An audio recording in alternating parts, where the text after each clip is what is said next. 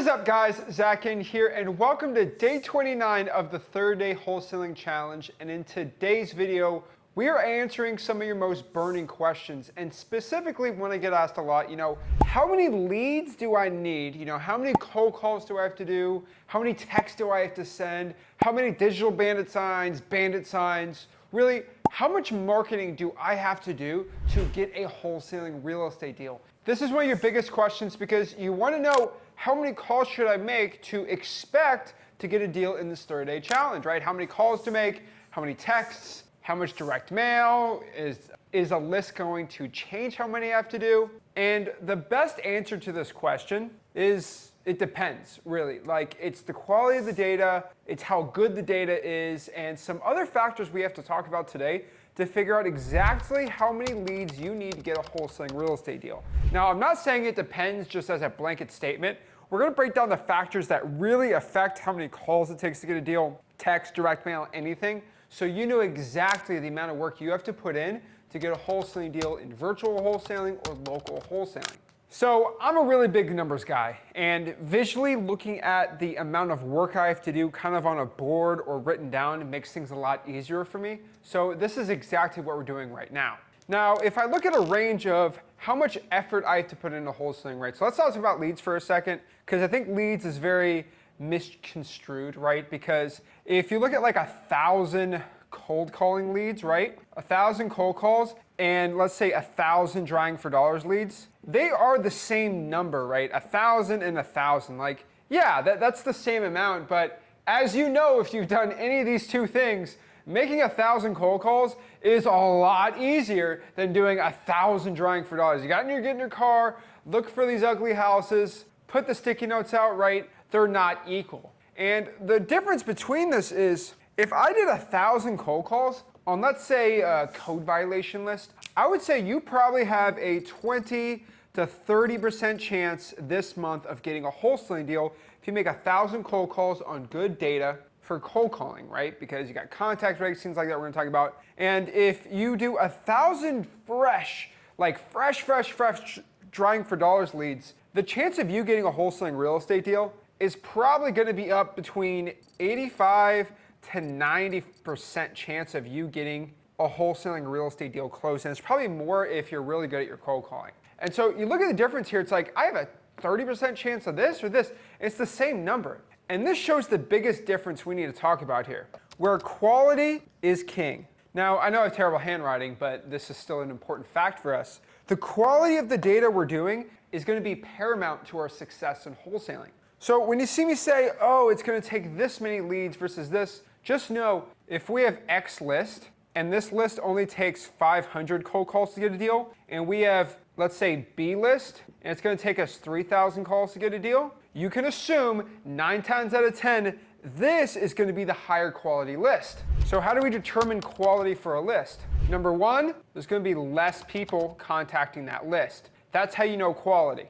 Number two, how hard is it to obtain that list? If it's difficult, if it's hard to go dry for dollars to find ugly houses, it's going to be better chance of you getting deals from that list. And number three, what is the motivation on that list? And so when I determine the quality, this means if there's more of these factors in a data set or for lists, you're going to make more money in wholesaling. And so that means if there's less wholesalers contacting this list and it's hard to obtain, you know it's going to be a good list. Now, the last factor here is you got to make sure there's some motivation for this. And one specific example is, let's say we're texting pre-foreclosures. Pre-foreclosures is very high motivation.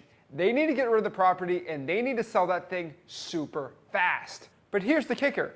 Really, anyone who has a dmzach.com or listerei.com subscription can get that data. On top of that too, it's not that difficult to pull. So I'd say it's got high motivation. It's an average list to be going after. Versus, let's say, the arrest record list, right? Not many wholesalers go after that list. It's actually very easy to obtain, but there's high motivation, so there's two reasons for that. It's going to be a decent list to be going after. So now that I bored you to death on what makes a list good or not, let's break down exactly the numbers of how many leads you have to do with each type of marketing to get a wholesaling deal. So let's talk about the best one and the one I highly recommend the most, because I think it's the one that's probably burning in your mind right now.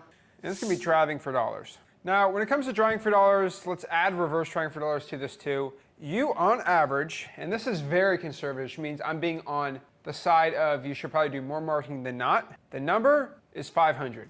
That's the number. I hate to break it to you if you don't like this, but really, 500 is the amount of leads you're gonna have to do for drawing for dollars, and let me add reverse drawing for dollars on that too, putting the sticky notes on the property to get a wholesaling real estate deal. Now, how long does it take you to do 50? If you're doing, let's say, 30 an hour, that's probably between 17 hours of work to go pull 500 drawing for dollars leads, which doesn't seem like a lot if you really break it down, because 17 hours of work to make $25,000 on an assignment fee roughly comes out to $1,470 per hour of marketing work, which, in my opinion, I think that's worth it.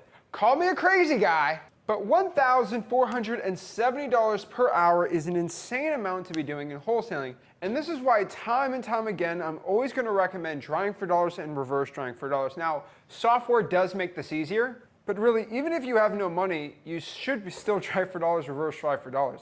It's always going to land the bacon. Now, the next one here is going to be cold calling, ring, ring, ring, get on the phone and trying to get deals. Now, you're going to see a lot of people kind of give you a lot of different answers. And really it depends. And so depending on the list, it's gonna really figure out exactly how many calls you have to make to get a deal. Now, I have found from a range, right? So let's kind of put the numbers out and then I'll give you the list after. So the best one you can do is the list you do about 750 and you usually get a deal from that many calls. The next type of list is going to be about 1,500 all the way up to 2,000 to get a wholesaling deal here on this type of list. And then the other one's going to be about 5,000 calls to get a deal from that type of list. And in order so we know what it is, 750 calls, it's going to be the probate list, which really is not that difficult to do. I mean, that's maybe 10, 12 hours of calling if you use a single line dialer. Line dialers probably be closer to 8. And all you need is 750 calls to get a deal. Now, 1,500 to 2,000, again, excuse my bad handwriting here, you're gonna be able to do government list on this end. Government lists aren't bad. I love government lists. It's a little more difficult to do, and again, it just depends, right? Because if you're doing code violations, you're probably gonna be closer to 1,500. If you're doing fire damage properties, you may be at 16, 17. And then if you're doing like liens or tax delinquencies, you're gonna be closer to 2,000, pushing almost 3,000 to get a deal. Really depends on the type of list. But again, it goes back to those three factors for what makes a good quality data set or not. And lastly, 5,000, this is just gonna be from any Joe Schmo paid list, right? So general, high equity, right? A vacant list, really anything that anyone can access from like listrei.com or zachdata.com with batch. That's gonna determine how many calls we have to make to get a deal. Now with cold calling, I wanna make this very clear. It's just not pulling a list and calling that's gonna determine your success. There are 4 distinct factors in your cold calling to figure out exactly how successful you're gonna be. And whenever somebody has a problem with their cold calling, I actually ask them these 4 factors to see what's the issue, and there's always something. So let's break down these 4 factors, right? There's 1, 2, 3, and then 4. Now, the first factor we have to know is contact rate. And basically what contact rate is the amount of calls you make and how many people pick up and say hello. So if I call 1,000 people and 100 people pick up and say, hello, hi, this is the owner, that is a 10% contact rate.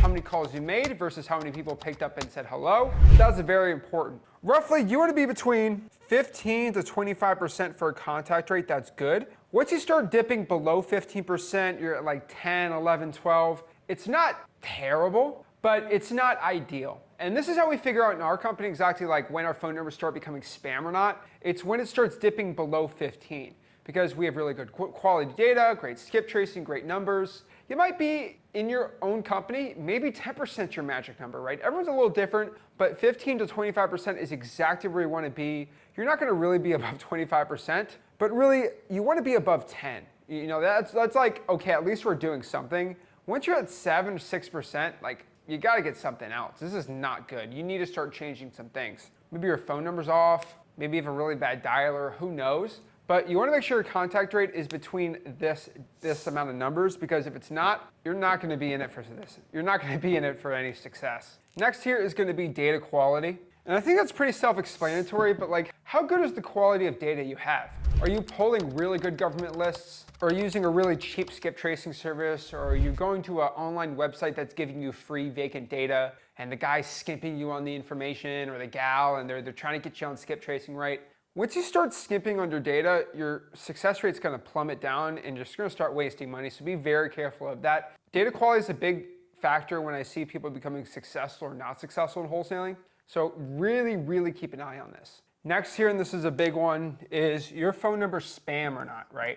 I think a lot of people's phone numbers, even if they're using like a free dialer like Google Voice, they don't believe that their phone number can be spam. And the truth is, your number can be spam, and that's gonna tank your contact rate. One thing I like doing is calling your own number with a dialer. So even in your dialer set, put your personal cell phone number in there. Have it call yourself, have it call your mom, your sister, girlfriend, boyfriend, whatever, and see if it pops up as spam. If it's popping up as spam, get a new number. This is a really big difference for your success in cold calling that you need to be looking out for. And last but not least, probably the least underutilized part here is gonna be your scripts. What scripts are you using? Are you using my cold calling scripts for this challenge, or are you not? Guess what? If you called 5,000 code violations and you haven't gotten one deal, and your contact rate is good, your data quality is superb, you're not spam, I can tell you, you're probably using a guru script. And when you get guru scripts, you get guru results. So make sure you're using my script at FlipwithRick.com so you know exactly the right way to talk to motivated sellers. Now, the next type of marketing we're gonna look at here is SMS text blasting. Really, there's two types of different lists to be doing, and this is how many texts you're gonna be doing. Now, there's really no difference between using the free and the paid way. The more free text you send per text, you have a better chance because there's no opt-out language. But ultimately, the numbers are gonna find similar over the long term. If you're texting with a government list, I'm gonna say you're probably gonna need about 2,000 texts to get a deal from a government list. And if you're using a paid list from a paid software, you're gonna find about 5,000 texts to get a deal from a paid list. So just keep that in mind. And this is assuming you're using our scripts for SMS text blasting. The double whammy scripts have AI generating it and really doing it the way we teach. So you should be around 2,000 texts for government and then 5,000 for a paid list. And then if you're doing some other type of marketing, so if let's say you're doing direct mail and you're using our postcard, FYI, make sure you go to mailingmastery.com if you are starting to send postcards out. You're probably gonna spend around $3,000 to be safe here. So really between 4,000 to 5,000 postcards, I could say you're gonna get a wholesaling deal from. So roughly if you're using ROS postcards, and this is definitely more higher level, but if you're looking to make $20,000, $25,000 on a deal, $3,000, 4,000 to 5,000 postcards is probably gonna be your safer play to do. But obviously costs do vary if you're using letters, postcards, and other type of mail. But really expecting you to spend $3,000 to make 20, that's probably the level of direct mail you're gonna be at. Now this is a more advanced strategy, but for my guys and girls out here doing direct mail, this is roughly the numbers you wanna look at. And then last but not least here are gonna be something you probably forgot about, but this is gonna be digital bandit signs. Now, how many digital bandit signs do you think you need to send out to get one wholesaling real estate deal? The number is probably gonna shock you. But I'd say if you're expecting to get a wholesaling real estate deal from digital bandit signs, you should probably send 120 out, which basically means you're doing 120 posts. That's right, you're posting, hey, my name's Zach, I'm looking to buy a couple houses, me and my partner. You got the whole AI generated part there, put that on Facebook groups and in Craigslist. So that's probably gonna be, if you do 2 posts a day, that's gonna be about 60 days to get a deal. Now, this isn't 30 days, obviously, like we want, but really 120 posts to get a deal. Digital band signs, this is amazing to do.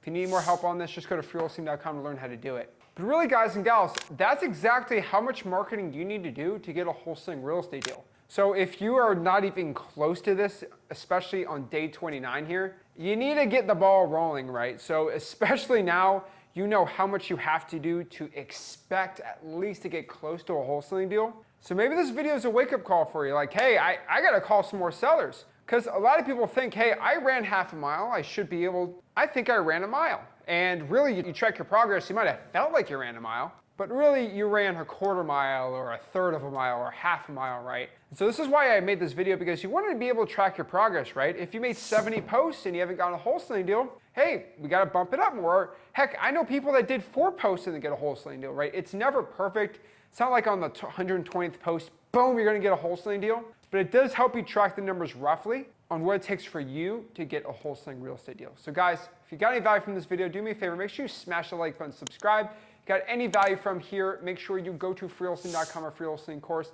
and I'll see you soon for tomorrow for the last day, day 30 of the 30-day wholesaling challenge. Again, this is Zach Ginn signing out. Have a blessed one.